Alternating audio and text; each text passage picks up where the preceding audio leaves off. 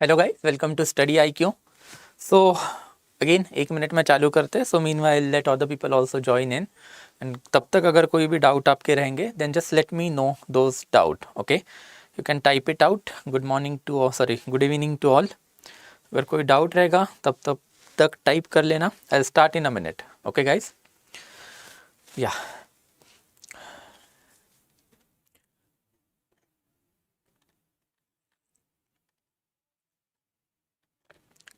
तो अब तक हमने देखा था up to the Mauryan period जो है वहाँ तक की history has been covered. Now will move on to the next topic that is basically post Mauryan. Okay, तो पोस्ट मौर्यन पीरियड देखेंगे। Will start in a minute.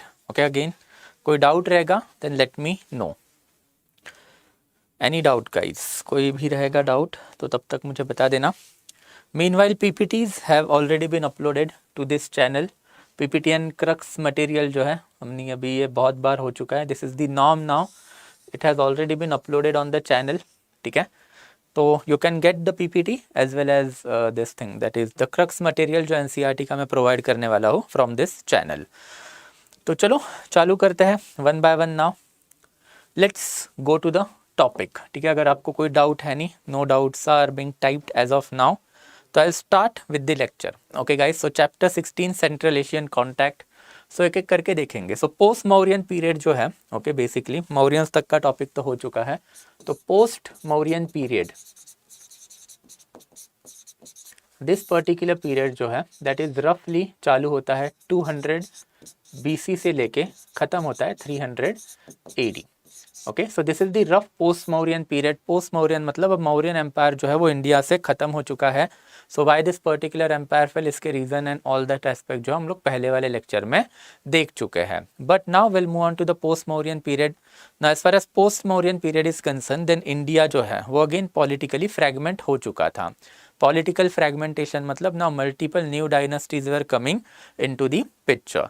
So first of all जो core area था मगध का, वो कोर एरिया में now we can see Shungas and Kanvas, ये जो दो रूल है ये पर्टिकुलर रूलर्स आ चुके थे। इनके बारे में बाद में पढ़ेंगे। There after north western India जो है वहाँ से 4 ग्रेट इन्वेजन जो है वो इंडिया में चालू हो गए। तो as far as invasions are concern, then हमने पहले भी देखा था कि there were 2 great invasions in India before Mauryan. तो एक था Darius the Great का, that is Persian invasion, and second great invasion was of Alexander the Great. तो उसके बाद में मौर्यंस ने ये सारा एरिया कंसोलिडेट करके रखा था। But in post Mauryan period now we can clearly see Indo Greek, Shakas, Pahlavas and Kushanas, ये 4 ग्रेट इन्वेजन इंडिया में हुए। तो ये 4 ग्रेट इन्वेजन जो है this will be the point of discussion for today's lecture. तो आज ये इन्वेजन देखने हैं। And apart from that, north में जब ये सारा इन्वेजन एंड नई नई पॉलिटीज़ जब डेवलप्ड हो रही थी, तो as far as South India is concern, then South में उस टाइम पे क्या चल रहा था, तो as far as South India is concern, then Deccan में फॉर द फर्स्ट टाइम हम लोगों को एक नया किंगडम दिखता है that is Satavahana kingdom. And thereafter फिर एकदम एंटायर साउथ में we have got Cholas, Pandyas and Chera. So this is the rough territory of Chola, Pandya, Chera, Satavahana. So in between 200 BC से लेके 300 एडी हम लोगों को यही इवोल्यूशन पढ़ना है। तो how Shungas and Kanvas came into the power, what was their society, polity, economy, art and culture. Thereafter how this invasion happen, मतलब इनके इंपॉर्टेंट पॉलिटी कौन सी थी, मतलब किंग कौन से थे, इंपॉर्टेंट एडमिनिस्ट्रेशन क्या था। एंड देयर आफ्टर फिर अदर एस्पेक्ट, जैसे इन्होंने क्या क्या impact in the society, culture, art, religion इसमें इंडिया पे किया। And on the other end Satavahanas, and thereafter फिर ये जो कंबाइन है इसको आप बोलोगे संगम पीरियड। तो Sangam period of the south India. तो संगम में ये 3 ग्रेट डायनेस्टीज आती है, तो उसके बारे में भी as we move ahead we will study. तो this is rough related to the post Mauryan period. Now one by one, तो सबसे पहले will start with the Indo Greek. The first great invasion during the post Mauryan period was of Indo Greek. Now as far as Indo Greek are concern, then prelims and mains perspective में hardly 4 या 5 ही factual data है जो आपको usually याद रखना पड़ेगा। तो Indo Greek जो है they started to invade India again in post Mauryan period. Post Mauryan के पहले वाले में अलेक्जेंडर द ग्रेट, मैसिडोनियन था, ग्रीक था, ये हम पहले ही देख चुके हैं। नाउ इंडो ग्रीक जो है वो अगेन इंडिया पे इन्वेजन करना चालू कर दिए in post Mauryan period, and their greatest king was Menander. तो मानेंदर का जो है उसके दो किस्से जो काफ़ी फेमस है। फर्स्ट ऑफ ऑल हम लोगों को इंडिया में सबसे पहला कॉइन जो हमें मिला है which can be attributed to a specific king, वो हम लोगों को मिला है मानेंदर का। सो वी नाउ कंसिडर कि जो कॉइन के ऊपर किंग के इमेजेस आते हैं, ये किंग के इमेजेस कॉइन के ऊपर सबसे पहले छापने का काम किसने किया, सबसे पहले इम्प्रिंट करने का काम किसने किया, तो इंडो ग्रीक ने, because of the Menander's coin. And second important aspect about Menander is that उसका एक book that is Milinda Panho. ना मिलिंद पन्हो किसने लिखा है हम लोगों को ये नहीं पता, but it is basically a story of Nagasena and Milinda. तो मिलिंद और मानेंदर जो है इंडो ग्रीक किंग है, and this particular king is asking question to Nagasena. Nagasena was a contemporary Buddhist monk. Nagasena ने क्वेश्चन के आंसर दे दिए, मिलिंद या फिर मानेंदर जो है he got impressed with the answer and he converted himself to the Buddhism. This particular saga is important because it shows कि ancient time पे ये जब इन्वेजन हुआ था तो ये लोग सिर्फ इंडिया में आए ही नहीं, तो ये इंडिया के कल्चर का एंड इंडिया के रिलीजन का एक पार्ट बन के इंडिया में रह गए। तो this are the two important aspect जो इंडो ग्रीक्स के बारे में आपको पता होने चाहिए। Now they were the first one. फिर मानेंदर, उसका जो रफ पीरियड है 165 टू 45 BC, देयर का his capital was Sakala. Thereafter Milind Panho जो है वो उसका बुक है, एंड देयर आफ्टर उसके खारोष्टी के इंस्क्रिप्शन हम लोगों को नॉर्थ वेस्टर्न एरिया में इंडिया के मिले हैं। तो this is something related to the invasion, और you can clearly suggest the first invasion थे उसका जो पहला ग्रेट किंग था दैट इज मानेंदर। नाउ जो इंडो ग्रीक रूल है, इंडो ग्रीक रूल के बारे में और एज सच हम लोगों को नहीं पढ़ना। Towards the end of the Indo Greek rule we can clearly see Indo Greek को हराने का काम किया था लोकल लेवल पे क्षत्राप। क्षत्राप या फिर सत्रापी सिस्टम हमेशा शका से यूजुअली कनेक्ट की जाती है, इसका रीज़न हम थोड़े टाइम में देखेंगे। बट अल्टीमेटली बहुत सारे लोकल लेवल पे इन लोगों को डिफीट मिले, पार्थियंस के हाथ में, शकास के हाथ में, and they lost the rule. But इनका सिर्फ ये एक ग्रेट किंग है, इसी के बारे में आपको जीएस पर्पस के लिए याद रखना है, एंड उसका book and ultimately the coinage. तो this is basically the coin of the Milinda. तो मिलिंद का कॉइन है, उसमें यू कैन क्लियरली सी उसका कॉइन है, एंड मानेंदर यहाँ पे नीचे जो है उसका नाम भी लिखा हुआ है। So if you have the slide, मैंने अभी again I am telling you कि ये जो स्लाइड है उसका एक्सेस आपको मेरे टेलीग्राम ग्रुप पे मिल जाएगा, एंड टेलीग्राम ग्रुप के लिंक जो है मैंने बिगिनिंग में ही दे दी थी लेक्चर में। तो यू कैन क्लियरली सी उसका image and thereafter name. So this particular जो प्रैक्टिस है, this is the practice that was started by Indo Greeks into India. तो coins that can be attributed to the specific king, you can clearly see over here king का image है and king का नाम है। तो दोनों ये चीज़ें जो है ऐसे वाले कॉइन अब इंडिया में for the first time that we have got, and henceforth इसके बाद में हम लोगों को ऐसे वाले कॉइन बहुत मिले हैं। इसके पहले में पंच मार्क सिल्वर कॉइन्स थे जिसका इमेज भी मैंने आपको दिखाया था, बट हम लोगों को ये नहीं पता चलता था कि ये किसके कॉइन है, इसका एग्जैक्ट पर्पस क्या है।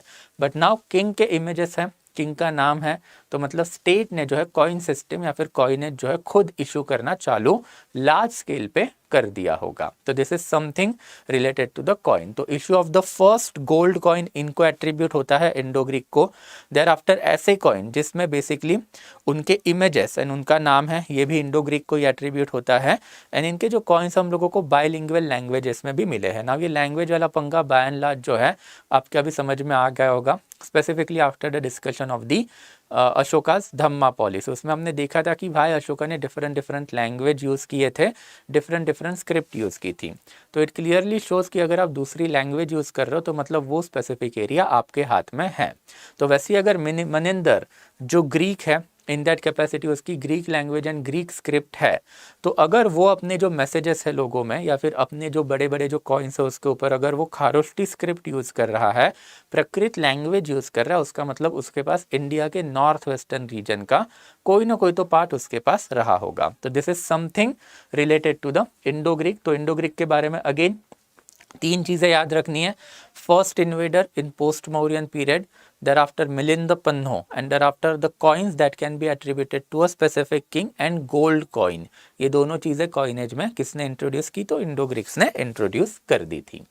Thereafter we are having Shakas। The next great invasion on India is basically of the Shakas। Shakas को basically Scythian बोला जाता है। तो बाहर मतलब for the central Asian people they are known as a Scythian, but India में इनको शका बोला गया है। पतंजलि इसके बारे में भी पढ़ेंगे बाद में। But Patanjali had written a book called as Mahabhashya. तो ये महाभाष्य में ही always use to talk about Shaka and Pallava, Shaka Pallava. तो ये जो शका जो है they are basically identified with the Scythian. तो स्काइथियंस को इंडिया में बेसिकली शकाज बोला जाता है। Now as far as Shakas are concern, then this people arrived into India via Bolan pass, and बोलन पास में आने के बाद उन्होंने पहले पाकिस्तान वाले एरिया पे अपना कब्जा जमा लिया। But apart from that Pakistan वाला area, Shakas in India were divided into 5 different branches. तो 5 डिफरेंट ब्रांचेस क्लियरली शो किए इनकी एक बड़ी फैमिली है, उसके 5 डिफरेंट टुकड़े हो चुके थे। And thereafter that family जो है डिफरेंट एरियाज ऑफ इंडिया के ऊपर राज करती थी। तो वन ऑफ द फैमिली जो है अफगानिस्तान के अराउंड कैप्चर करके रखा था, वहाँ पे राज करती थी। Another family use to rule Takshashila वाला area Punjab, another family use to rule Mathura वाला area, and thereafter another family use to rule western India, and one more family was there which use to rule upper Deccan वाला area. तो this is something जो 5 families of the शकाज है उनके बारे में हमें पता है। एंड अमॉन्ग द इन्वेडर, ये जो है ये लॉन्गेस्ट रनिंग थे इंडिया में। लॉन्गेस्ट इसीलिए because somewhere around 200 BC onward ये लोगों ने इंडिया में आना चालू कर दिया था। एंड इंडिया में इनके रेफरेंस हम लोगों को मिलते हैं टिल 400 AD। मतलब रफली 600 साल के लिए ये लोग इंडिया के कोई ना कोई तो पार्ट के ऊपर राज कर रहे थे। And their most important characteristic जो है वो है सत्रापी सिस्टम। तो सत्रापी इसके बारे में भी बात करेंगे थोड़े टाइम में, ठीक है। तो this is something okay. Thereafter Vikram Samvat की आपने बात सुनी होगी, तो राजा विक्रमादित्य इज देयर। तो ये जो विक्रमादित्य जो है he is quite a mythical figure in India. तो ऐसा माना जाता है कि 57 BC के अराउंड, 57 BC के अराउंड ये विक्रमादित्य जो है वो मथुरा के अराउंड का एरिया का राजा रहा होगा।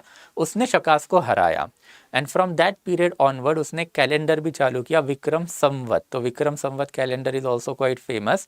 एंड फिर ये कैलेंडर उसने जब से चालू किया, यूज़ किया, तो उसके बाद Vikram become quite good title. तो throughout ancient and medieval India में हम लोगों को 14 किंग ऐसे मिले हैं जिन्होंने विक्रमादित्य टाइटल जो है वो एज्यूम करके रखा था। तो ऑब्वियसली पहले वाला ग्रेट किंग अगर आपका जाएगा तो उसका जो नाम है वो काफ़ी फेमस बन जाता है, राइट। तो वो जो नाम है लेटर ऑन जो किंग है वो एज अ टाइटल यूज़ करना चालू कर देते थे।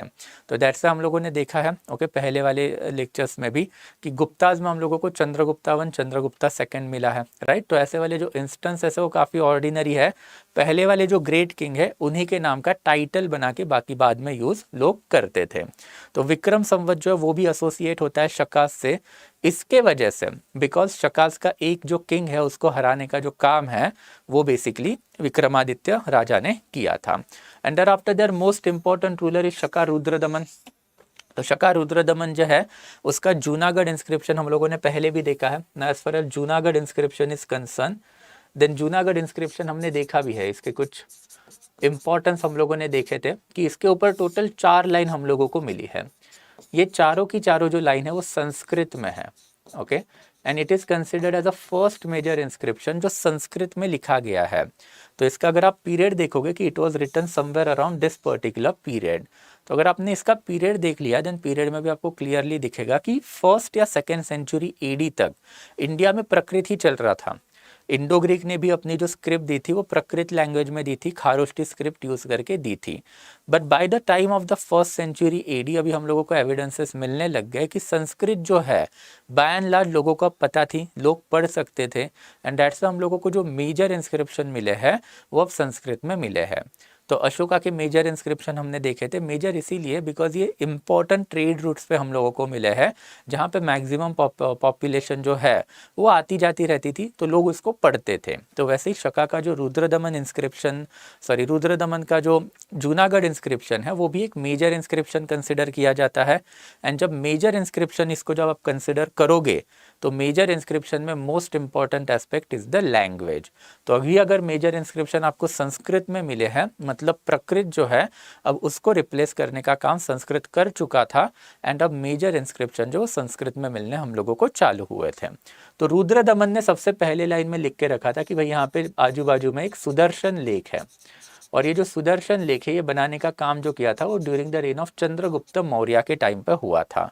Later on during the time of the Ashoka, ये वाला जो लेक है उसमें से कंड्यूट्स निकाले गए थे। कंड्यूट का मतलब होता है कनाल, तो लेक है, लेक में से आपने कंड्यूट मतलब कनाल निकाल दिए थे सो दैट इरिगेशन के लिए हेल्प हो। Thereafter Rudradaman is mentioning कि भाई इस पर्टिकुलर लेक को अब मैं रिपेयर कर रहा हूँ। तो ये जो 3 लाइन है वो एट्रीब्यूट होते हैं रुद्रदमन द फर्स्ट को। एंड ये जो 4th लाइन है ये काफी इंपॉर्टेंट है, बिकॉज ये जो 4th लाइन है वो है स्कंदगुप्ता की। तो स्कंदगुप्ता के टाइम का इंस्क्रिप्शन हम लोगों को यहाँ पे मिला है। तो स्कंदगुप्ता इज अगेन क्लेमिंग कि भाई ये वाला जो लेक है अब ये खराब हो चुका है, इसको मैं वापस से रिपेयर करने का काम कर रहा हूँ। तो रुद्रदमन का पीरियड था 130 से लेके 150। स्कंदगुप्ता का जो पीरियड है वो 455 से लेके 467 एडी के बीच में आता है। तो यू कैन क्लियरली सी ये जो सुदर्शन लेक है वो काफ़ी इंपॉर्टेंट है। एंड चंद्रगुप्त मौर्य के पीरियड ऑनवर्ड ही ये काम हमें चलता हुआ मिला है। And this inscription is also quite important. This inscription is important because यहाँ पे हम लोगों को सबसे पहले क्रोनोलॉजी मिलती है किंग की। आपको और मुझे तो ये क्रोनोलॉजी पता है, बट ये पता क्यों है? One of the most important aspect is Rudradaman's inscription, because यहाँ पे हमें 4 राजा के नाम मिले and that too in the chronological order. Second important aspect जो संस्कृत लैंग्वेज का मैंने आपको सिग्निफिकेंस बताया था कि अब सोसाइटी में बाय एंड लार्ज प्रकृत एंड पाली लैंग्वेज रिप्लेस हो रही थी and Sanskrit was becoming the ordinary language, मतलब लोगों को अब ये संस्कृत लैंग्वेज पढ़ना आ रहा था। तो this is something that is related to the Shakas basic. Thereafter इनका एडमिनिस्ट्रेशन जो है वो काफ़ी इंपॉर्टेंट है। तो as far as administration is concern then Indo Greek जो है वो सबसे पहले इंपॉर्टेंट है इंडिया में, बिकॉज इंडो ग्रीक्स ने एक पर्टिकुलर प्रैक्टिस इंडिया में चालू की थी, उसको आप बोलोगे स्ट्रेटेगोस। तो ये जो स्ट्रेटेगोस प्रैक्टिस है काफ़ी इंपॉर्टेंट है। थोड़ा पहले जाता है मौर्यन पीरियड पे। तो मौर्यन पीरियड पे हमने देखा था कि मौर्यन के जो प्रोविंसेस हैं ये प्रोविंसेस को बेसिकली चक्र बुलाया करते थे, right. Mauryans provinces were called as a chakra and ये प्रोविंस का जो हेड होता था उसका नाम होता था कुमारामत्य। कुमारामत्य का मतलब भी हमने देखा था कि कुमारामत्य मतलब रॉयल प्रिंस। तो आपका प्रोविंशियल हेड जो है वो हमेशा रॉयल प्रिंस ही होना चाहिए या फिर रॉयल ब्लड होना चाहिए। तो ये थियरी ऑफ ब्लड जो है वो यहाँ पे अच्छी खासी चल रही थी, ऐसा हम लोगों को दिखाई दिया है। बट जब फर्स्ट इन्वेजन इंडिया पे हुआ इंडो ग्रीक का, तो इंडो ग्रीक ने स्ट्रेटेगोस लेके आया। तो स्ट्रेटेगोस का क्या मतलब था? तो आपका जो प्रोविंस होगा वो प्रोविंस का जो हेड होगा वो हेड होगा एक मिलिट्री कमांडर। तो एक मिलिट्री कमांडर है या फिर मिलिट्री लीडर जो है वो बनेगा आपके प्रोविंस का हेड एंड इस पर्टिकुलर हेड को आप बोलोगे स्ट्रेटेगोस। ये काफ़ी सिग्निफिकेंट प्रैक्टिस थी बिकॉज लेटर ऑन हम लोगों को ऐसे एविडेंसेस मिले हैं कि ये वाली जो प्रैक्टिस है इंडिया में हर एक रूलर ने अडॉप्ट करना चालू कर दी। But the problem with this particular practice was that कि जब तक किंग स्ट्रांग है तब तक वो मिलिट्री कमांडर वो पर्टिकुलर प्रोविंस के ऊपर अच्छे से रूल करेगा। हाउएवर जैसे ही किंग वीक हो गया तो जो मिलिट्री कमांडर है वो खुद अपना इंडिपेंडेंस प्रोक्लेम कर देता था, अपना एक खुद का अलग किंगडम जो है वो कार्व आउट कर लेता था। एंड दैट पर्टिकुलर प्रैक्टिस जो है इसको आप बोलोगे फ्यूडलिज्म। तो ये जो फ्यूडल के जो अर्लीस्ट वर्जन जो है सातवाहनास एंड इंडो ग्रीक्स के टाइम पे हम लोगों को मिलने चालू हो गए हैं। बट ऑब्वियसली मिलिट्री गवर्नशिप जो है उसने कुछ ना कुछ तो यहाँ पे कॉन्ट्रीब्यूशन दिया था। लोकल लेवल पे मिलिट्री कमांडर के हाथ में अगर आप एडमिनिस्ट्रेशन दोगे तो उसके पास एक आर्मी आपको रखनी पड़ेगी, उसके पास आपको एक रेवेन्यू सोर्स भी उसको देना पड़ेगा। जिसके वजह से हुआ क्या, जैसे ही राजा मर जाता था नया राजा आता था। अगर नया राजा स्ट्रांग है तो बात अलग है, बट अगर नया राजा वीक है तो ये जो लोकल मिलिट्री कमांडर है स्ट्रेटेगोस है जो प्रोविंशियल हेड अप बन के बैठा है वो अपना इंडिपेंडेंस प्रोक्लेम कर देता था। तो जो प्रैक्टिस ऑफ स्ट्रेटेगोस है काफ़ी इंपॉर्टेंट है because it promoted meritocracy. Military commander जो है उसने ऑब्वियसली पहले अपना मेटल जो है वो राजा को दिखाया है, उसने अपनी एडमिनिस्ट्रेटिव कैपेबिलिटी राजा को दिखाई है। ऑन दी अदर एंड ये वाला सिस्टम थोड़ा क्रूड है बिकॉज कुमारामत्य मतलब रॉयल प्रिंस, अब वो कैसा निकले इसका कोई किसी को आइडिया नहीं है एंड उसको एज अ एक्सपीरियंस गेन करने के लिए प्रोविंस का हेड बनाया जा रहा है। But this particular system was effective because military commanders ने पहले ही अपना जो सारा का सारा जो ये है जो वर्थ है वो पहले ही प्रूव करके रखा है। तो ये सेम वाली सिस्टम जो है हम लोगों को अगेन दिखती है शकाज में, जो सेकेंड इन्वेजन है इंडिया में उसमें। बट ये शकाज में स्ट्रेटेगोस को सत्राप बोला जाता था। तो सत्राप या फिर स्ट्रेटेगोस इसमें आपको कोई डिफरेंस नहीं मिलेगा, आपको बस यहाँ पे नाम का डिफरेंस मिलेगा। तो सत्राप जो है वो शकाज के प्रोविंस हुआ करते थे। तो शकाज के प्रोविंस को भी आप सत्राप बोलोगे और इसका जो हेड होता था उसको भी आप सत्राप ही बोलोगे। ओके और ये जो सत्रापी सिस्टम है उसका मेन इसेंशियल एलिमेंट वही था कि इनके भी जो सत्राप होते थे वो मिलिट्री कमांडर ही होते थे।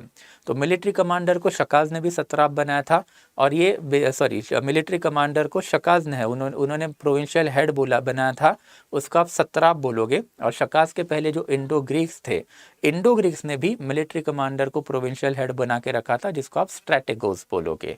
तो प्रोविंशियल हेड वाला जो पंगा है दैट इज मिलिट्री गवर्नशिप वाला पंगा वो हम लोगों को यहाँ पे भी मिलता है, बट शकाज में हम लोगों को एक हायरार्की मिलती है। तो हायरार्की मतलब छोटे मोटे प्रोविंशियल हेड है उनको क्षत्राप बोला जाता था एंड जो बड़े प्रोविंशियल हेड थे उनको महाक्षत्राप बोला जाता था। तो क्षत्राप के ऊपर महाक्षत्राप एंड महाक्षत्राप के ऊपर फिर किंग। एंड फिर हम लोगों को यहाँ पे ही ये पर्टिकुलर एविडेंसेस दिखते हैं जब मैं 5 फैमिलीज ऑफ शकाज की बात कर रहा हूँ। तो वंस अपॉन अ टाइम एक बड़ा कोई तो एक फैमिली का हेड राजा रहा होगा, जैसे ही वो राजा मरा तो ये जो 5 इनके जो प्रोविंसेस हुआ करते होंगे एक ज़माने में, they basically proclaim their independence and thereafter ये 5 फैमिलीज इंडिया में बेसिकली अलग अलग पीरियड में रूल करने लग गई। तो ये 5 फैमिलीज जो हमने पहली बात कर ली थी, Afghanistan, Punjab, Mathura, Deccan and thereafter western India. तो this is something related to the strategos and strategos के बाद हम लोगों को जो सिस्टम मिली है that is basically satrapy system. Thereafter Pahlavas India में है, बट इंडिया में पहलवाज का रूल जो है सच कुछ ज़्यादा नहीं था। This were basically Persian dynasty. तो पर्शियन थे इसके लिए इनको पार्थियन भी बोला जाता था, इनका जो एक्चुअल नाम है वो पार्थियन है, बट इनको अगेन पहलवाज बोलने का काम जो है वो किसने किया, तो पतंजलि ने किया था।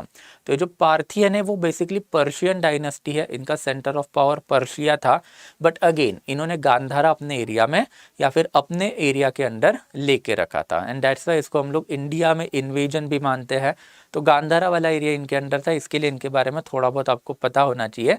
बट इनका एक ही ग्रेट किंग था गोंडोफरेस, और गोंडोफरेस इसके लिए इंपॉर्टेंट था because Jesus Christ when he died तो उनके 12 अपोस्टल थे, मतलब 12 इंपॉर्टेंट डिसाइपल शिष्य थे जो पूरे दुनिया भर में फैल के क्रिश्चियनिटी प्रमोट करने का काम कर रहे थे। तो उसमें से एक अपोस्टल जो है सेंट थॉमस, उन्होंने गोंडोफरेस के कोर्ट में विजिट किया था एंड देयर आफ्टर ऐसा भी माना जाता है कि फिर ultimately they came to India also. तो सेंट थॉमस की वजह से दिस पर्टिकुलर किंग जो है that is Gondophares is important. But apart from that as such Parthians के बारे में हम लोगों को कोई एज सच आइडिया नहीं है। तो पार्थियंस में एक जो फैक्चुअल डाटा चाहिए सिर्फ उतना ही याद रखो, गोंडोफरेस, और ये जो गोंडोफरेस का जो टाइम पीरियड है वो भी बेसिकली 20 एडी से लेके समवेयर अराउंड 50 एडी इसी के बीच में है। तो this is somewhere we can consider as a Gondophares का टाइम पीरियड। एंड ये जो सेंट थॉमस अपोस्टल है इसमें भी याद रखना है कि 0 is consider as a birth year of the Jesus Christ and it is consider कि समवेयर अराउंड 32 to 38 एडी के around Jesus Christ was crucified. ठीक है, तो मतलब ये वाले जो पीरियड है ये मिलते जुलते पीरियड है। Gondophares died somewhere around 50 AD, तो 38 एडी के around when Jesus Christ was crucified, so at that time Thomas apostle फिर इनके रेन में आए थे। This is something related to the you can consider okay एक मिनट सॉरी पहलवास के बाद we have the Kushanas. The Kushanas जो है इनका रूल भी इंडिया में था। अगेन कुशानाज जो है वो सेंट्रल एशियन और चाइनीज ट्राइब थी, यू कैन कंसिडर। इनका जो एक्चुअल नाम था वो था येउची। तो Yuezhis were their actual name. Okay, इनको तोचारियन भी बोला जाता है, येउचीज या फिर तोचारियंस। तो this was basically the central Asian tribe. अब आपको ये थोड़ा सा process just for your understanding समझना पड़ेगा कि ये ग्रेट इन्वेजन इंडिया में हुए क्यों। ये ग्रेट इन्वेजन जो वो इंडिया में इसके वजह से हुई बिकॉज कांग डायनेस्टी जो है चाइना की, उन्होंने सेंट्रल चाइना में बीजिंग के बाहर एक चाइनीज़ वॉल बनाना चालू कर दिया था। तो फर्स्ट सेकेंड सेंचुरी बीसी के अराउंड चाइनीज़ वॉल जैसे उन्होंने वहाँ पे बना दी, they got a defensive protection and फिर वो लोग जो है वहाँ से उठ के मंगोलिया के अराउंड जो कुशानास का एरिया था उसके ऊपर अटैक करते थे। तो कुशानास के लिए प्रॉब्लम हो गया बिकॉज नाउ वो चाइना पे अटैक नहीं कर पा रहे थे because of the great wall of China. तो कुशानास ने क्या किया, अपना जो बाजू वाला एरिया है टुवर्ड्स एशिया वहाँ पे अटैक करना चालू किया। वहाँ पे रहते थे शकाज, तो शकाज को भी सेम प्रॉब्लम होगी कि चाइना की तरफ जा नहीं सकते, तो वो कहाँ पे आ गए, वो फर्दर सेंट्रल एशिया की तरफ आ गए। तो तब सेंट्रल एशिया में कौन था, तो सेंट्रल एशिया में तब थे इंडो ग्रीक, और जैसे ही शकाज का इन्वेजन इंडो ग्रीक पे चालू हो गया तो इंडो ग्रीक इंडिया में आना चालू हो गए and that is why the main invasion cycle. और ये आप देखोगे तो ऐसे ही चलते आ रहा है, चाइना है चाइना के बाजू में कुशान का एरिया है, कुशान के बाजू में शका का एरिया है, शका के बाजू में इंडो ग्रीक का एरिया है, इंडो ग्रीक मतलब अफगानिस्तान, उनके नीचे इंडिया है। तो जैसे ही चाइनीज डायनेस्टी ने कुशाना के ऊपर अटैक करना चालू किया, कुशानाज ने शका पे अटैक किया, शकाज ने इंडो ग्रीक के अटैक किया, इंडो ग्रीक इंडिया में आना चालू हो गए। तो this is rough, okay. Optional में थोड़ा सा इंपॉर्टेंट है, not from the perspective of the you can say that UPSC. तो इसमें सिर्फ ऐसा ही याद रखना कि ये जो चाइनीज ट्राइब है उनको इंडिया में आने की ज़रूरत ही क्यों पड़ी, बिकॉज ऑब्वियसली ये इन लोगों के पास मंगोलिया वाला एरिया था, मंगोलिया से लेके एशिया के बीच वाला एरिया, एंड चाइना से प्रेशर आ रहा था। तो चाइना से प्रेशर क्यों आ रहा था? Because of the great wall of China. ये लोग अटैक ही नहीं कर पा रहे थे एंड वहाँ से कंटिन्यूस स्पीड ऑफ अटैक जो हो रहा था। तो ultimately they had to go away from their homeland and फिर ये लोगों ने इंडिया में आना या फिर इंडिया की तरफ आना बेहतर समझा। Second important aspect over here is the Afghanistan. India was not important for these people, and at that time India was indeed not at all important. The important was Afghanistan.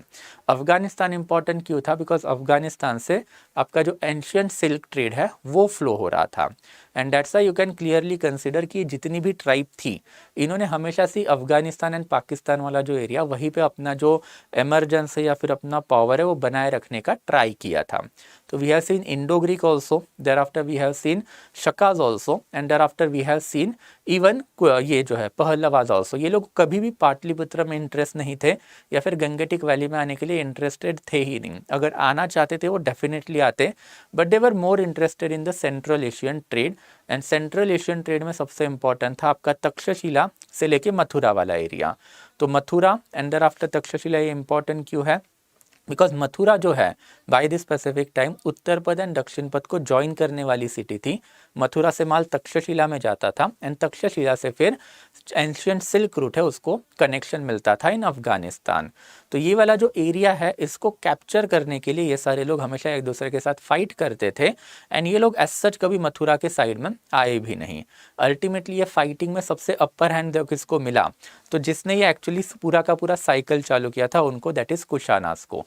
Kushanas ने शकाज ने फिर Indo Greek के ऊपर pressure डालना जब चालू किया, ultimately Kushanas जो है खुद अफगानिस्तान तक आ गए, अफगानिस्तान को उन्होंने कैप्चर कर लिया, and later on they realise कि इंडिया से भी एक सिग्निफिकेंट प्रोपोर्शन ऑफ ट्रेड आता है, तो इंडिया के ऊपर भी कोई ना कोई तो एरिया हमें चाहिए। So ultimately this people okay they started to gain the area, and फिर ये लोगों का जो ईस्टर्न मोस्ट एरिया है, जो बाउंड्री है इनकी, वो मथुरा में आके खत्म हो जाती थी। बिकॉज जैसे ही आपके हाथ में मथुरा आ गया, उत्तर पद एंड दक्षिण पद ये दोनों आपके हाथ में आ गया, तो आप इंडिया का सारा ट्रेड आराम से कंट्रोल कर पाते थे। फिर मथुरा से लेकर अफगानिस्तान तक का सारा एरिया कैप्चर करने का काम इन लोगों ने किया। सो अल्टीमेटली ये ऊंची ट्राइब है, ओके। पहले तो इनका जो कांग डायनेस्टी, जिसको झांगू मतलब ये बेसिकली कांग डायनेस्टी ऐसे भी कंसिडर कर सकते हो, उनके वजह से ये लोग इंडिया के ऊपर अटैक करना चालू कर दिए, एंड ग्रेजुअली उन्होंने गांधारा मतलब बेसिकली अफगानिस्तान से लेके पाकिस्तान वाला एरिया है वहाँ पे उन्होंने अपना जो कंट्रोल है वो एस्टेब्लिश कर दिया। एंड देयर आफ्टर फिर इंडिया में इनके 3 इंपॉर्टेंट किंग थे। सबसे पहले Kujula Kadphises. Now as far as UPSC GS is concern, then Kujula Kadphises में आपको कॉपर कॉइन ही सिर्फ याद रखना है कि उसने जो 5 ट्राइब थे ओके कुशानास के, उसको एक साथ किया, and thereafter he captured area around Gandhara, and India में आने के बाद उसने अपने कॉपर कॉइन इशू करना चालू कर दिए थे। उसका जो सक्सेसर था that is Vima Kadphises, again this fellow is important because इसने कांधार वाला मतलब साउथर्न अफगानिस्तान वाला जो एरिया वो कैप्चर कर लिया था, and thereafter he issued his gold coin. तो now again you can clearly see over here king के इमेजेस, एंड उनके जो नाम है वो हम लोगों को यहाँ पे मिलते हैं। So it again clearly shows कि लोकल लेवल पे कुशान का जो साम्राज्य है वो अब बनता जा रहा था। एंड ये जो हाउस ऑफ काडफिसे, तो काडफिसे इज बेसिकली इनकी एक डायनेस्टी है या फिर एक हाउस है, ऐसे टोटल 5 हाउसेस थे इनके पास। तो काडफिसेस के बाद कनिष्क हाउस आया, तो कनिष्क का जो फाउंडर है उसका नाम ही कनिष्क है। तो कनिष्क के बारे में हमने 2-3 चीज़ें पहले भी पढ़ी थी कि फर्स्ट ऑफ ऑल जो हाईएस्ट टेरिटोरियल जेनिथ है कुशानास की, वो कनिष्क के टाइम पे आई थी, बिकॉज इसके पास रफली पेशावर से लेके मथुरा तक का सारा एरिया जो तो था। तो पेशावर एंड मथुरा का जो सिग्निफिकेंस है मैंने अभी आपको बता दिया था, बिकॉज ये वाला एरिया अगर आप कंट्रोल करोगे तो रफली आप क्या कंट्रोल करोगे, तो उत्तर पथ एज वेल एज दक्षिण पथ दोनों कंट्रोल करोगे। एंड उत्तर पथ दक्षिण पथ अगर आपके हाथ में रहेगा देन आपको इंडिया कैप्चर करने की जरूरत नहीं है, it is always about the resource और मनी स्ट्रगल। तो that was there primary aspect. पहले के 2 राजा भी ये कंट्रोल करना चाहते थे, कर नहीं पाए, but by the time of the Kanishka now we can clearly see Mathura तक का इसका जो एरिया वो आ चुका था। फोर्थ बुद्धिस्ट काउंसिल इलेबोरेटली हमने डिस्कस कर लिया, महायान हीनयाना बुद्धिज्म भी इलेबोरेटली डिस्कस कर लिया है इन चैप्टर नंबर 11 जब हम लोगों ने बुद्धिज्म एंड जैनिज्म का इवोल्यूशन देखा था। देयर आफ्टर फिर Gandhara and Mathura school of art भी इसने पैट्रोनाइज किया था। Towards the end of the lecture में बताऊंगा कि ये गांधारा एंड मथुरा स्कूल होता क्या है। एंड देयर आफ्टर फिर other important king of the house of Kanishka, जिसमें हुविष्का का नाम काफी इंपॉर्टेंट है। तो ये जो हुविष्का जो है who is basically considered the third king of the Kusha Kanishka family, तो इसने ये जो गांधारा से लेके मथुरा तक का जो एरिया है उसका कुछ कुछ पार्ट लॉस कर गए थे कनिष्क एंड कुशाना फैमिलीज, तो वो वापस से गेन करने का काम किया था। And thereafter ultimately Sassanid power जो है वो ईरान में आ चुकी थी by the time of the 2nd century BC. तो by the time of the 2nd century AD. तो ये जो पूरा का पूरा हाउस ऑफ कनिष्क और इनका जो ट्राइब है दैट इज कुशान, इनको हराने का काम अल्टीमेटली सस्सनीड पावर ने किया था। तो इंडिया में as such they were never interested, इनका कैपिटल भी अफगानिस्तान में ही था, बट इंडिया में इनके 2 जो इंपॉर्टेंट सेंटर थे बस वही आपको याद रखने हैं, Purushapura that is Peshawar and thereafter फिर मथुरा। देयर आफ्टर इनके पास भी क्षत्राप एंड महाक्षत्राप थे, मतलब इंडिया में आने के बाद इन्होंने भी सत्रापी सिस्टम जो है शकास की वो अडॉप्ट करना चालू कर दी थी। हम लोगों को इनके पास भी डिवाइनिटी ऑफ द किंगशिप के एविडेंसेस मिले हैं। तो Kanishka himself used to call himself as Devaputra, and ये वाला जो टाइटल है इसका सिग्निफिकेंस मैंने आपको पहले लेक्चर्स में भी समझाया था, that is divinity of kingship. What is the meaning of divinity of kingship? तो राजा जो है he has equivalent status to that of the god, और ये वाला कंसेप्ट इंडिया में वैदिक पीरियड से ही चलता आ रहा है, बट अशोका ने इसको स्ट्रेंथन किया।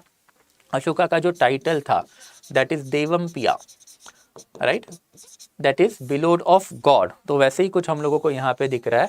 अब नाउ द किंग्स है वो क्लियरली प्रोक्लेम कर रहे हैं देवपुत्र, मतलब मैं भगवान का प्रिय नहीं हूँ, मैं भगवान का बेटा ही हूँ, एंड अगर मैं भगवान का बेटा हूँ then I am the God itself. और हम लोगों को ये भी एविडेंसेस मिले कि Kanishka and thereafter Kushana के जो किंग है इनके इमेज की पूजा की जाती थी बाय द लोकल पॉपुलेशन और by the tribal population of the Kushanas themselves. And thereafter हम लोगों के पास यहाँ पे हेरेडिटरी ड्यूअल किंगशिप के भी एविडेंसेस मिले हैं। हेरेडिटरी ड्यूअल किंगशिप मतलब सन एंड फादर रूलिंग टुगेदर। तो मतलब जब सन फादर रूल कर रहा है तो फादर के साथ साथ बेटा भी रूल कर रहा है। तो and that's why they are also mentioning this word that is Shahanushahi. Shahanushahi का मतलब ही वही होता है कि बाप एंड बेटा दोनों मिलके रूल कर रहे हैं। This is something new in India, because जब तक बाप नहीं मरता तब तक बेटा जो है वो किंग नहीं बन पाता। ये हमने देखा भी था अजातशत्रु के टाइम पे, Ajatashatru had to kill the father. Similarly हमने अशोका के टाइम पे भी देखा था कि Ashoka had to kill his brothers in order to assume the throne. तो ये जो Shahanushahi that is hereditary dual kingship के जो एविडेंसेस है वो भी हम लोगों को यहाँ पे मिले हैं। तो this is something that is related to the polity of the you can say that Kushanas. Okay, तो Kushanas की polity के बाद now we'll move on to the impact. Impact is more important in my opinion as far as UPSC is concerned. तो impact में जाने से पहले now I'll take a break of a minute. अगर आपको कोई भी doubt रहेगा till now so far then let me know guys. Okay, yes, so any doubt? हाँ, सेंट्रल एशियन ट्राइब, ओके, अभी तो मंगोलिया एक सेपरेट कंट्री है, but at that time okay central Asia का एरिया जो है वो सिर्फ 5 कंट्री तक सीमित नहीं था। मंगोलिया से लेके रफली टर्कमेनिस्तान, ओके, ये वाला जो सारा का सारा एरिया है इसको आप सेंट्रल एशिया कंसिडर करोगे। तो तब मंगोलिया नाम की कोई सेपरेट कंट्री भी नहीं हुआ करती थी, चाइना नाम की भी कोई सेपरेट कंट्री नहीं हुआ करती थी, जैसे इंडिया भी नहीं था, राइट। तो ये चीज़ मैं आपको पहले भी एक्सप्लेन कर चुका हूँ। It's always about the tribe, got it? या I hope it is clear. So okay, so thereafter everything is clear. PDF upload नहीं हुई है अभी तक, क्या बात कर रहे हो? ग्रुप पे PDF तो अपलोड हो जानी चाहिए। रुको, लेट मी चेक PDF क्यों नहीं अपलोड हुई है। ओके, सो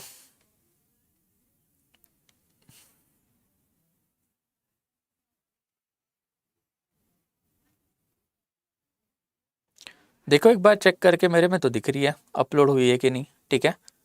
यस, एक बार चेक कर लेना ग्रुप पे PDF अपलोड हुई है कि नहीं। थोड़ा सा नेट का इशू है तो मुझे दिख नहीं रहा है यहाँ पे, बट आई गेस अब तक तो अपलोड हो जानी चाहिए थी। नहीं हुई है क्या? इज इट अपलोडेड और not? Just let me know guys.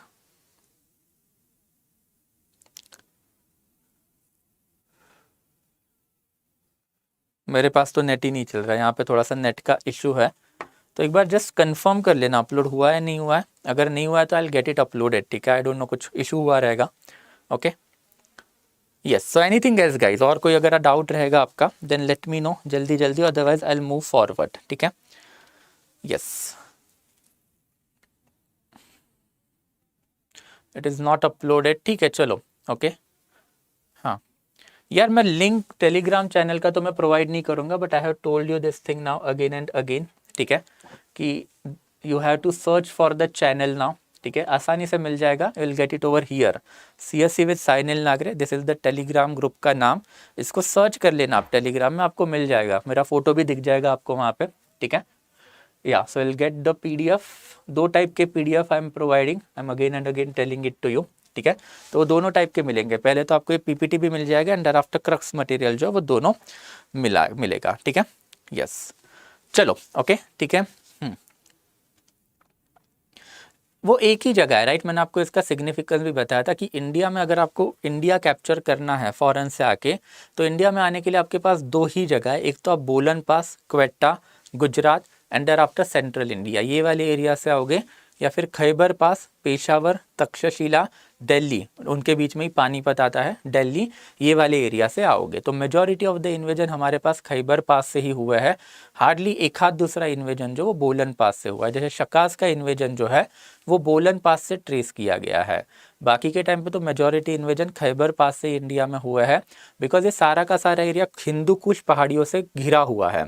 तो यहाँ पे हिंदू कुश, यहाँ पे हिमालय, तो अगर इंडिया में आना है तो हिमालय से तो आओगे नहीं आप, that is next to impossible. बचता है आपके पास हिंदू कुश, तो हिंदू कुश में 2 इंपॉर्टेंट पासेस है, बोलन एंड देयर आफ्टर खैबर। अब जब ये पासेस इंडिया के अंडर थे, इंडिया पे इन्वेजन नहीं हुआ। तो यू कैन क्लियरली सी हड़प्पा के टाइम पे आर्यंस इसी रास्ते से इंडिया में आए थे, देयर आफ्टर वैदिक एज में भी ओके ब्रांचेस ऑफ आर्यंस का इंडिया में इसी रास्ते से आना चालू हुआ था।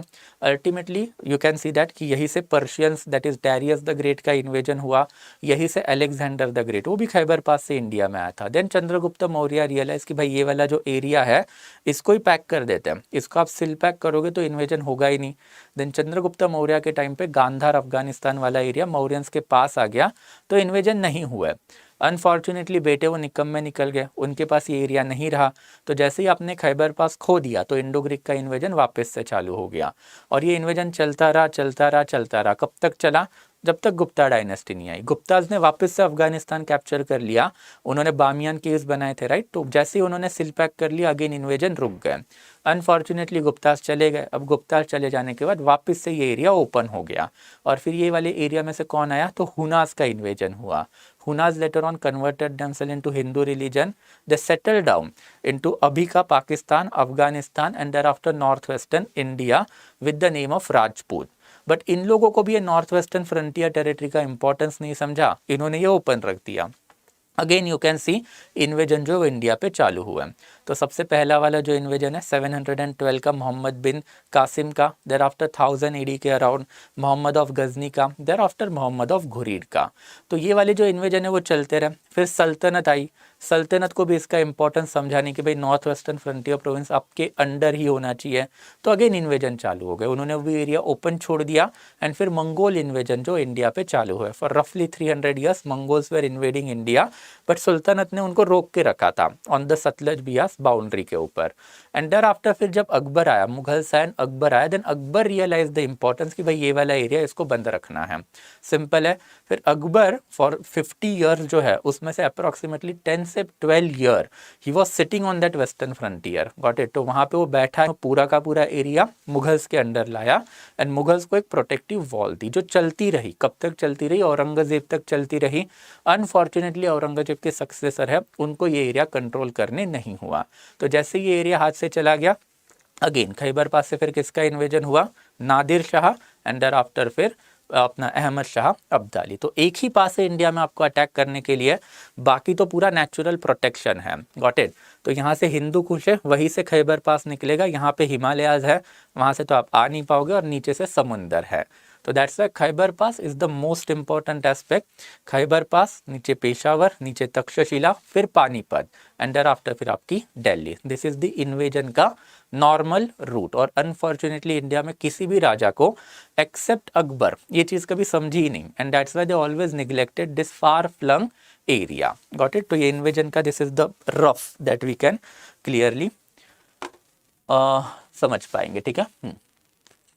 ओके चलो, okay so I will move forward then, ठीक है। इम्पैक्ट के ऊपर जाएंगे अभी, ठीक है। So as far as impact is concern, then central Asians का इंडिया के ऊपर क्या क्या इम्पैक्ट हुआ। तो सबसे पहले तो पॉटरी में हम लोगों को कुछ एविडेंस मिले, तो वापस से हम लोगों को red pottery that is red ware हम लोगों को मिली है। अभी तक तो आपको ये क्लियर आउट हो जाना चाहिए कि जो पॉटरी है उसका सिग्निफिकेंस क्या है। पहले के लेक्चर में इसके ऊपर मैंने इलेबोरेटली बताया है। But cord impress pottery, black and red ware pottery, thereafter painted grey ware pottery, northern black polish ware pottery, and now again we are seeing red ware pottery, right. तो pottery में red ware pottery हम लोगों को इस particular period of time में मिली है। And cavalry में हम लोगों को बहुत सारे जो है नए नए एविडेंसेस मिले हैं। तो ये जो इन्वेडिंग आर्मी थी वो पहले घोड़ों पे बैठ के आती थी, एंड घोड़ों को अगर आपको यूज़ करना है देन आपको घोड़ों से रिलेटेड जो इक्विपमेंट है वो भी लगेंगे। So this were the first people जिन्होंने इंडिया में घोड़ों को यूज़ करने के लिए रेन्स एंड सैडल जो है वो दिया। अब सिर्फ आप घोड़ों पे बैठ के तो घोड़ा चलेगा नहीं, आपको लगेंगे घोड़ों का रेन। तो अब ये रेन क्या होता है, तो ये जो बेसिकली घोड़ा जो है इसके सर पे लगी हुई चीज़ें, इसको आप बोलोगे रेन। तो ये इंडिया में इंट्रोड्यूस करने का काम इन लोगों ने किया। देयर आफ्टर सैडल जो है, तो what is the meaning of saddle, तो ये जिसके ऊपर बैठा है ये सैडल है। तो दिस इज बेसिकली सीट जो है उसको आप सैडल बोलोगे, तो leather saddle. And thereafter इसके अलावा स्टीरअप, स्टीरअप मतलब ये जो पाँव रखने वाली जो जगह है ये अगर आपने कभी घोड़बाजी की होगी तो आपको पता रहेगा कि स्टिरअप से जिस टाइम पे आप घोड़ों को मारोगे पाँव से, उस टाइप पे ही या फिर उसी डायरेक्शन में आपका घोड़ा चलेगा।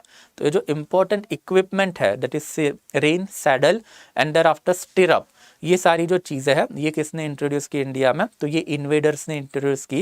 एंड देयर आफ्टर फिर आपका जो ऑर्डिनरी कॉमन जो क्लोथिंग पैटर्न है इंडिया में वो भी किसने इंट्रोड्यूस किया, तो बेसिकली ये भी इन्वेडर्स ने इंट्रोड्यूस किया। तो टर्बन होगा मतलब पगड़ी, देयर आफ्टर ट्यूनिक, ट्यूनिक जो लड़कियों का बेसिकली कुर्ता होता है वो, thereafter trouser, heavy long coat, cap, helmet and boot, ये भी सारी की सारी जो चीज़ें हैं इंडिया में इन्वेडर्स ने ही बेसिकली इंट्रोड्यूस की है।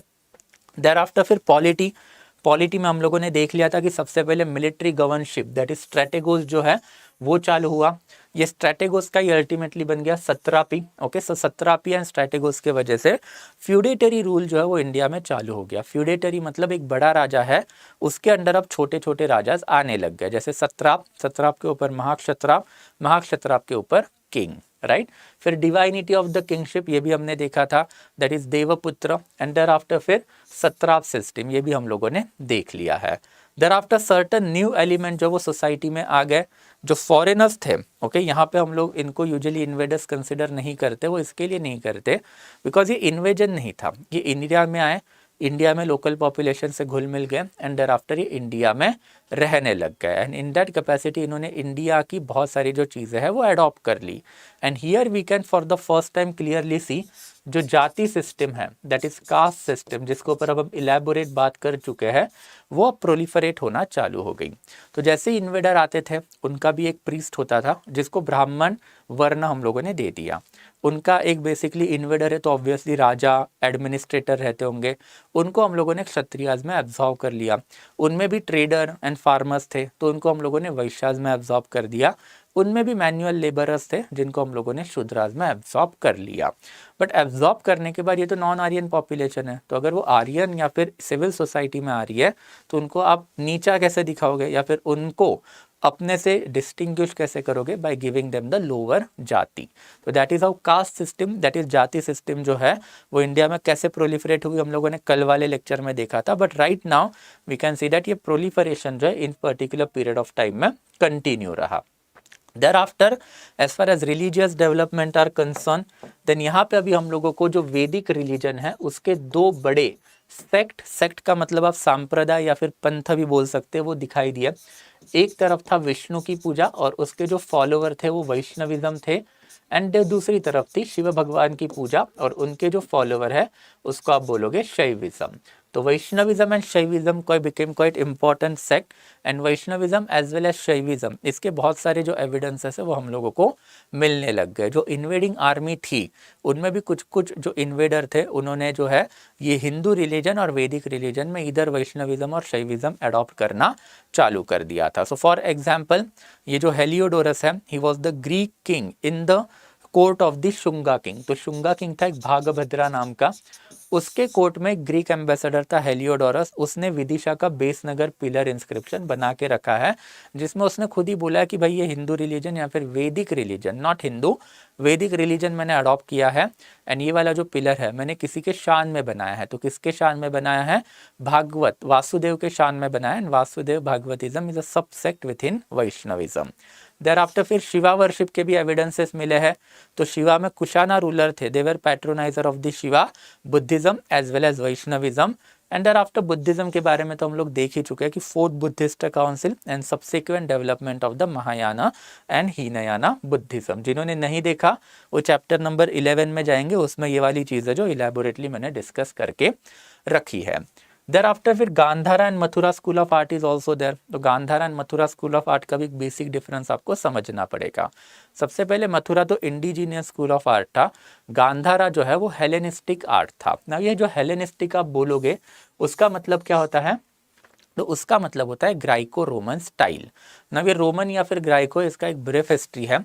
By the time of the 1st century AD, तो ये जो 1st सेंचुरी एडी के अराउंड रोमन में एक बड़ा एम्पेरर था जिसका नाम था ऑगस्टस द ग्रेट।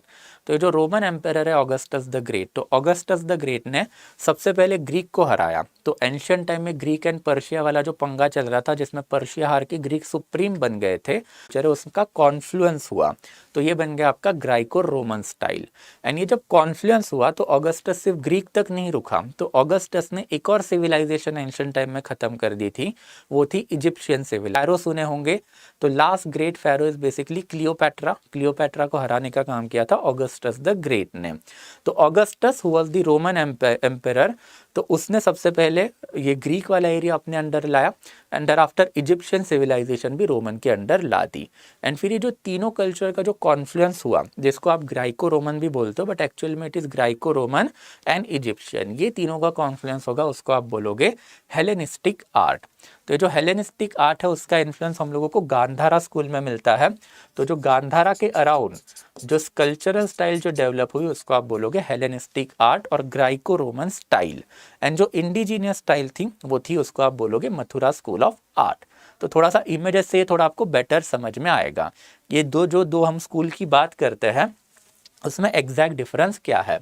तो ये हेलेनिस्टिक या फिर गांधारा स्कूल ऑफ आर्ट है, एंड देयर आफ्टर ये वाला जो है that is Mathura school of art. तो इनका बस डिफरेंस आपको समझना है for the purpose of the UPSC, optional as well as GS के लिए। उसके अलावा मुझे नहीं लगता है इसमें से और कुछ ये लोग पूछेंगे। तो सबसे पहले तो जो बेसिक है मैंने समझा दिया था कि गांधारा को फॉरेनर क्यों मानते हैं, because Hellenistic school of art से इन्फ्लुएंस है। मथुरा को इंडिजीनियस क्यों मानते हैं, बिकॉज मथुरा जो है वो ऑब्वियसली इंडिजीनियस मतलब देसी स्कूल है या फिर इंडिया में ही डेवलप्ड हुआ है। नाउ वन बाय वन, सबसे पहले if you look at the material, then material का सबसे पहला डिफरेंस है। तो ऑब्वियसली मटेरियल के बारे में मैंने आपको पहले भी बोला था कि मटेरियल लोकली अवेलेबल ही यूज़ होगा। तो यहाँ पे मटेरियल जो है वो आपको दिखेगा, ओके ये है ग्रे चिस स्टोन। तो चिस स्टोन जो है वो पाकिस्तान के अराउंड सबसे ज़्यादा मिलता है। तो ब्लू या फिर ग्रे या फिर ग्रीनिश लेवल का एक चिस स्टोन होता था, उससे ये गांधारा स्कूल ऑफ आर्ट बनता था। एंड यहाँ पे आप क्लियरली देखोगे मथुरा के अराउंड है तो यहाँ पे सैंडस्टोन के इमेजेस हम लोगों को ज़्यादा मिले हैं। तो गांधारा में ब्लू ग्रे या फिर ये जो है that is blue grey and greenish colour का चिस स्टोन आपको मिलेगा। एंड यहाँ पे आपको क्या मिलेगा, तो मथुरा में आपको मिलेगा basically you can consider red sandstone. Second important है हेड गियर। हेड गियर मतलब इनके हेड में जो इनके बाल है उसका पैटर्न ना। यहाँ पे you can clearly C curly pattern है। अब आपके बाल कर्ली नहीं है, मेरे भी बाल कर्ली नहीं है, तो हमारे जो बाल है वहाँ पे यू कैन क्लियरली सी उसका जो पैटर्न है वो आपको मिलेगा मथुरा स्कूल ऑफ आर्ट में। तो मथुरा स्कूल ऑफ आर्ट में जो बाल है वो बेसिकली इंडिजीनियस स्टाइल में, मतलब आपका और मेरा जो बेसिक हेड पैटर्न है उसमें जो सेपरेशन है इनमें ये होता है फेशियल एक्सप्रेशन। तो जो फेशियल एक्सप्रेशन है वो भी काफ़ी इंपॉर्टेंट है। तो जो गांधारा स्कूल ऑफ आर्ट है उसके फेस पे आपको कभी भी कोई भी जो भाव है या फिर जो एक्सप्रेशन है वो नहीं मिलेगा। तो यहाँ पे आपको मास्क लाइक कोल्डनेस मिलेगा। तो बुद्धा के फेस में यू कैन क्लियरली सी एकदम शांत है, कोई भी ना हंस रहा है ना क्रोध है।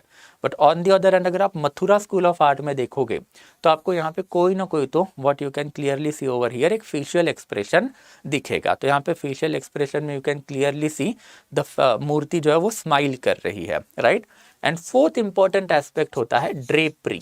ड्रेपरी मतलब अंग वस्त्र, राइट। तो इनका अंग वस्त्र अगर आप देखोगे तो ये वाली जो ड्रेपरी है ये पूरी की पूरी सॉलिड ड्रेपरी है, इसकी वजह से आपको बॉडी का इनर पार्ट जो वो नहीं दिख रहा है।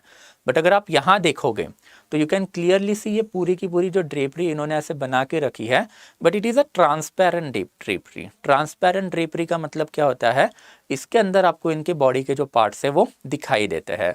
Even if you look at the surrounding person then lower में आपको दिखेगा कि कुछ ना कुछ तो इन्होंने पहन के रखा है, बट बॉडी के अंदर के पार्ट जो वो आपको यहाँ पे भी दिखाई देंगे। तो ड्रेपरी जो है वो मथुरा स्कूल ऑफ आर्ट में ट्रांसपेरेंट है, जबकि यहाँ पे सॉलिड है, जहाँ पे आपको बॉडी के अंदर के पार्ट जो है वो नहीं दिखाई देते। And this are basically the 4 dissimilarities you can clearly consider in between Mathura School of Art and Gandhara School of Art. तो I hope it is quite clear Gandhara and Mathura School of Art. Pre या फिर mains में अगर कोई भी question आएगा तो इससे बाहर मुझे नहीं लगता कुछ आएगा, इतना ही याद रख लेना, that is more than sufficient. तो Gandhara school of art and Mathura school of art. And thereafter फिर बुद्धिस्ट केव आर्किटेक्चर भी हम लोगों ने देखा था। तो हमने देखा था कि 12 हिल केव जो है it is considered as a first rock cut architectural cave in India. तो पहला रॉक कट आर्किटेक्चरल केव जो है that is rock cut cave, ये है बेसिकली 12 हिल केव। ये दूसरा वाला, इसमें भी आपको क्लियरली दिखेगा कि पहाड़ के अंदर इन्होंने खोद खोद के यू कैन क्लियरली सी ये सारे के सारे जो केव्स है ये बना के रखे हैं। This is basically Ajanta caves, okay. जो अजंता केव्स है इसका अर्लीस्ट वर्जन भी हम लोगों को इसी पर्टिकुलर पीरियड ऑफ टाइम में मिला है। तो अजंता ऑर्गेनाइजेशन किसने दिया, तो वी कंसिडर कि Shaka dynasty and after Satavahana dynasty ने जो डेक्कन के अराउंड जो रूल कर रहे थे उन लोगों ने दिया था। तो रॉक कट केव आर्किटेक्चर जो है दैट इज बुद्धिस्ट केव, ये काफ़ी इंपॉर्टेंट थी। और ऐसी बुद्धिस्ट केव के एविडेंस जो है उन लोगों को अमरावती एंड नागार्जुन कोंडा में ज़्यादा मिले हैं। बट अमरावती एंड नागार्जुन कोंडा जो है दे आर ऑलवेज रिलेटेड या फिर एसोसिएटेड विद द सातवाहना। इनका और फिर इन्वेजन का कोई लेना देना नहीं है, because you can clearly C invader जो थे वो एट द मोस्ट डेक्कन तक आए थे। डेक्कन के नीचे दैट इज ये क्या आंध्र प्रदेश, और वो भी आंध्र प्रदेश के कोस्टल वाले एरिया में, तो डेफिनेटली इन्वेडर्स गए ही नहीं थे। तो दैट्स वाई फिर ये वाले दो जो है भले ही इसी पीरियड में डेवलप हुए बट वो सातवाहनाज ने डेवलप किए हैं और ना कि इन लोगों ने, ओके। एंड देयर आफ्टर फिर अर्लीस्ट पैनल ये जो है panels dealing with Buddhism that is Bodhiya, Sanchi and Bharuch. तो ये जो पैनल्स बेसिकली मैंने आपको कल भी बताया था, जो आउटर वॉल है जैसे तोरना है, तोरना के ऊपर जो जताका स्टोरीज लगाई गई है वो शुंगाज ने लगाई है, that is post Mauryan period में लगाई गई है। तो ये जो आउटर पैनल वॉल जो है या फिर आउटर वॉल के ऊपर जो रिलीफ आर्ट जो है वो भी हम लोगों को इन्हीं के पर्टिकुलर पीरियड का मिला है। तो this is something that we can consider about the art and culture. Thereafter फिर लैंग्वेज, लिटरेचर एंड लर्निंग की अगर बात करें तो ऑब्वियसली संस्कृत जो है उसका इन्फ्लुएंस ऑफ सोसाइटी के ऊपर बढ़ता जा रहा था। ये जूनागढ़ इंस्क्रिप्शन से भी हम लोगों को प्रूव हो जाता है। तो अब तक जो प्रकृत जो लैंग्वेज चल रही थी इंडिया में which was the language of the masses, अब ये रिप्लेस हो रही थी इंग्लिश से, राइट। ऐसा ही कुछ कुछ 1920 एंड इवन अभी 21st सेंचुरी इंडिया में भी हो रहा है। जो ऑर्डिनरी कॉमन लैंग्वेज है लोगों की उसको रिप्लेस करके इंग्लिश लैंग्वेज जो है उसका इन्फ्लुएंस कहीं ना कहीं तो सोसाइटी में बड़ा है। तो जब जब एलाइट सेक्शन मिलेगा या फिर बड़े लोग बात करेंगे they prefer to talk in English. तो ये जो लिंग्विस्टिक डेवलपमेंट है आप यहाँ पे क्लियरली देखोगे, अभी के इंडिया में भी जो फॉरेन लैंग्वेज है that is basically the language introduce by the Britishers, उसका इन्फ्लुएंस सोसाइटी में धीरे धीरे बढ़ा है। वैसे ही जो आर्यन की लैंग्वेज है दैट इज संस्कृत, उसका इन्फ्लुएंस भी अब सोसाइटी पे धीरे धीरे बढ़ता जा रहा है। देयर आफ्टर फिर नेक्स्ट इंपॉर्टेंट एस्पेक्ट जो है जूनागढ़ इंस्क्रिप्शन, इसके बारे में मैंने आपको बताया भी था कि टोटल 4 लाइन है, चारों की चारों लाइन संस्कृत में है। पहली 3 लाइन जो वो रुद्रदमन की है, चौथी वाली जो लाइन है वो किसकी है, तो बेसिकली स्कंदगुप्ता की है। देयर आफ्टर हम लोगों को इस पीरियड में कुछ स्कॉलर्स भी मिले हैं, जैसे अश्वघोषा। अश्वघोषा जो है he was patronise by the Kanishka, तो कनिष्क के कोर्ट में ही था ये अश्वघोषा। इसका नाम अगर आपको याद भी रहेगा तो जो फोर्थ बुद्धिस्ट काउंसिल थी उसका जो चेयरमैन था वासुमित्रा एंड देयर आफ्टर जो डेप्यूटी चेयरपर्सन था वो अश्वघोषा था, राइट। तो अश्वघोषा ने 2 इंपॉर्टेंट बुक्स लिख के रखे हैं। सबसे पहले तो Buddhacharita is there, that is autobiography of Gautam Buddha. It is considered as a first autobiography of Gautam Buddha. And next important is Saundarya, basically curtain. अब मुझे नहीं पता आपने ड्रामा वगैरह कभी देखा है कि नहीं, बट जब अगर आपने ड्रामास देखे होंगे तो ड्रामास में पता है आपको ड्रामास चालू होने के बाद एंड चालू होने के पहले एक कर्टन बंद या फिर खुलता है। तो जो कर्टन है ये इंडिया में लाने का काम किसने किया है, तो इंडो ग्रीक्स ने किया है। और इंडो ग्रीक इसको यवनिका भी बोला करते थे। यवनिका के अलावा एक और वर्ड है यूपीएससी के लिए, उसको थोड़ा सा याद रखोगे, यवन प्रिय। तो यवन प्रिय का मतलब होता था pepper, okay. Pepper is a type of the masala, okay. Pizza विज्जा खाते हो तो उसके ऊपर ब्लैक पेपर डालते हो, राइट। तो पेपर है बेसिकली। तो पेपर जो है उसको ये लोग यवन प्रिया बोला करते थे कंटेम्प्ररी इंडिया में।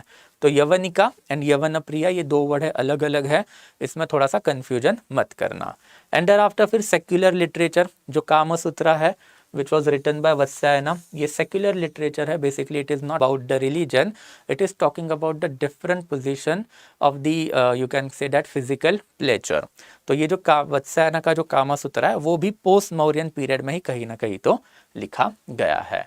तो देयर आफ्टर फिर last one I guess science and technology की अगर हम लोग बात करें तो इंडिया में जो आप ज्योतिष शास्त्र की बात करते हो तो ज्योतिष शास्त्र का जो इंडिया में अर्लीस्ट इन्फ्लुएंस है वो कंसिडर किया जाता है होर शास्त्र। तो ज्योतिष शास्त्र इंडियंस ने खुद नहीं बनाया है, it is influence by the Romaka Siddhanta और होर शास्त्र। होर शास्त्र मतलब साइंस ऑफ होर, होर का मतलब होता है ग्रीक। तो ये जो ग्रीक का जो साइंस है उसको उठा के अल्टीमेटली इंडिया में ज्योतिष शास्त्र जो है वो डेवलप्ड होना चालू हो गया। एंड ऑब्वियसली अब इसका इन्फ्लुएंस जो इंडियन सोसाइटी पे बहुत ज़्यादा है, बट अर्लीस्ट वर्जन हम लोगों को इसी पीरियड में मिला है, ओके। एंड अल्टीमेटली होर शास्त्र का इम्पैक्ट इंडिया पे पड़ा एंड फिर हम लोगों ने हमारा खुद का ज्योतिष शास्त्र जो है वो चालू कर लिया। देयर आफ्टर फिर ग्रीक कॉइन्स की बात हम लोगों ने की है कि proper shape, thereafter minting मतलब राजा का इमेज छापना एंड देयर आफ्टर उसके ऊपर स्क्रिप्ट छापना, ये वाला भी साइंस एंड टेक का डेवलपमेंट इंडो ग्रीक के वजह से हुआ है। देयर आफ्टर चरक संहिता हम लोगों को मिली है, दिस इज समथिंग इंडिजीनियस। तो चरक संहिता जो है वो भी इसी टाइम पे लिखा हुआ बुक है। तो चरक संहिता ने different plant and thereafter herbs वो कौन से बेसिकली डिसीज को ट्रीट करेंगे वो हम लोगों को बता के रखा है। Introduction of this stirrup, stirrup का मतलब मैंने आपको बताया था घोड़े के लिए, तो that is also quite important. तो पहले वाला जो स्टिरअप है वो रोप का बनता था, बट सून हम लोगों को आयरन स्टिरअप के भी एविडेंसेस, तो उसका भी क्रेडिट जो बेसिकली हम लोग फॉरेनर्स को ही देते हैं। तो this is something related to the impact of the impact of the all foreigners cumulatively. So you can see that certain societal impact, certain cultural impact, certain religious impact, and thereafter certain sort of the science and technology वाला जो impact है वो हम लोगों का यहाँ पे हम लोगों को मिला है। So I hope everything is clear guys, अभी कोई डाउट नहीं होना चाहिए, ठीक है। Yes, so buffering, I guess buffering वाला जो इशू वो गया है, यहाँ पे कुछ नेट का इशू हो सकता है, अभी भी बफर हो रहा है।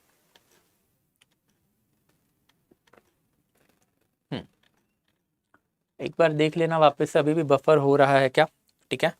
I don't think so buffer होना चाहिए, बट बफर हो रहा है तो बेसिकली वो उसके वजह से हो रहा होगा, थोड़ा सा नेट का कुछ इश्यू रहेगा यहाँ पे, ठीक है। बट मुझे तो मेरे स्पिरिट चाहिए, आपको तो ये वाले चैनल पे मिल जाएगी। एंड जाते जाते फिर थोड़ा बहुत प्रमोशन, सो ना अभी हिस्ट्री ऑप्शनल का प्रमोशन नहीं करेंगे, थोड़ा जीएस का प्रमोशन करेंगे, बिकॉज हिस्ट्री ऑप्शनल वाला बैच अब मेरा चालू हो चुका है, ओके। तो obviously I am the faculty of the history optional over here, तो हिस्ट्री पढ़ाता हूँ मैं। तो in the GS batch also I am going to take the certain topics of the history and GS का जहाँ तक बात है, मैंने आपको ये चीज़ पहले भी बताई थी कि why despite scoring 300+ marks in the optional I fail in the UPSC exam, because वो नॉलेज लैक्यूना जो है वो कहीं ना कहीं पे तो हमेशा दिखता ही है। History is one of the strongest subject of mind, but वो हर एक सब्जेक्ट के लिए तो मैं नहीं बोल सकता, राइट। एंड ये मेरी एक बहुत ही पहले से मिस्टेक रही थी कि सिलेक्टिव पढ़ाई इन यूपीएससी, सिलेक्टिव सब्जेक्ट ही पढ़े, सारे सब्जेक्ट के ऊपर फोकस नहीं गया and it ultimately costed me. Second important aspect, ये सारी चीज़ें मुझे बताने के लिए मेरे पास ना कोई गाइडेंस था, because I never joined any foundation course, तो वो भी मेरे लिए हमेशा ऐसे ही एक हार्मफुल चीज़ जो वो रही थी। तो that's why whenever you are preparing for the UPSC, एक गुड फाउंडेशन कोर्स होना जो है वो आपके लिए हमेशा ज़रूरी रहता है। And talking of good foundation course, we are launching the next batch of the general studies preparation, जिसमें हम लोग pre and mains holistically we are going to cover, and the batch is starting from the 30th of November. So if you are planning for 2024, okay, अब 23 के लिए तो इतना possible नहीं है, बट 24 के लिए if you are planning to appear for the UPSC, then this is a very right time to start your preparation with a foundation course. Pre as well as mains दोनों का preparation इसमें होगा। Thereafter you will get the access to faculties also including me, and thereafter okay जो भी important जो material है वो भी आपको इसमें प्रोवाइड किया जाएगा। And apart from that the most important aspect is hand holding assistance of the mentor. तो मेंटरशिप भी जो है आपको इसमें मिलेगी आपको, ताकि जो आपके academic as well as non academic doubts है वो इफेक्टिव वे में ओके सॉल्व हो पाए।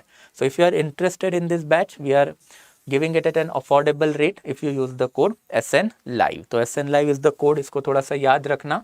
whenever you are purchasing any paid course of the study IQ, then you can use the code SN Live, कहीं पे भी applicable है। so thank you so much guys, that will be it from my side।